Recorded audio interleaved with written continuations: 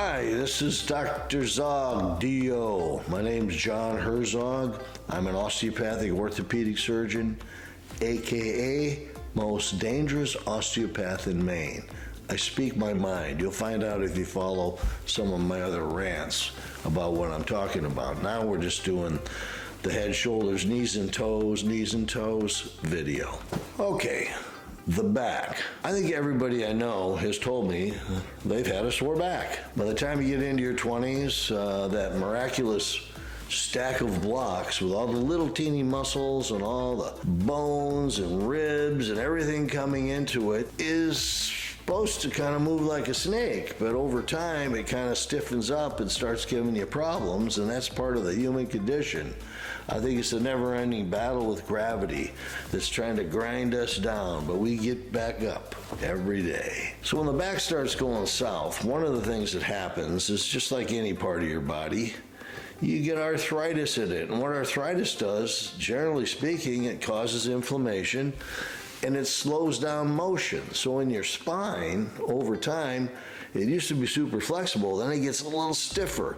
So as it gets stiffer, it transmits more force down into your pelvis, where there's a thing called the SI joint. The SI joint is notorious for, I believe it's responsible for 50% of back pain. I also cannot believe that the average physician doesn't even think about it and doesn't know how to treat it. Now, I always say this when I give a lecture, and a lot of people are astounded. Really, that SI joint's that important?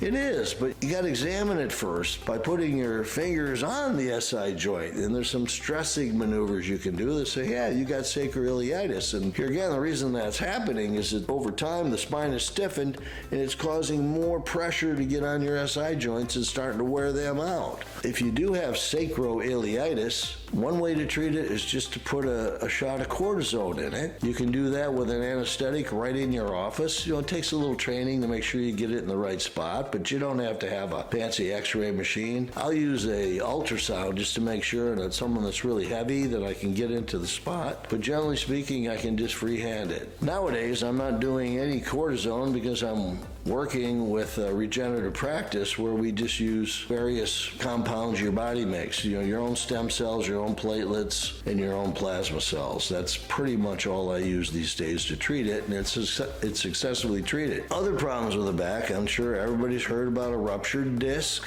Now, discs rupture all the time, and that's almost normal, I believe. As part of the aging process, things start popping down, you get shorter because your disc space is kind of collapsed. And where does that disc go? Sometimes it squirts north, sometimes it squirts south, sometimes it squirts right into a real bad spot and pinches off one of your nerves. When that happens, and if it's bad enough and lasts long enough, you need surgery to have that taken care of. Sometimes the spine gets so beat up that it becomes unstable, and you actually have to do what are called fusions, where you take screws and plates and bars, etc., and you can stabilize the back so it doesn't become wobbly. That's big time surgery. Not many people like that, but that's how it goes. Other problems you can have, the sciatic nerve can be compressed by a muscle called the piriformis muscle. That's in your buttocks, and you can feel that just by pressing in the piriformis fossa of someone's back. And when that's the problem, and it's just from a real tight muscle, a cortisone shot works like it could be transformational. I've had very happy patients that, when I give them the shot, they're a little bit upset with me. They go, why didn't someone do that 5 years ago? I've been complaining of that for 5 years and no one's ever even tried to give me a shot there. Well, tell your doctor if you're having pain in your butt, it's going down the leg and nothing's making it better, you might have piriformis syndrome.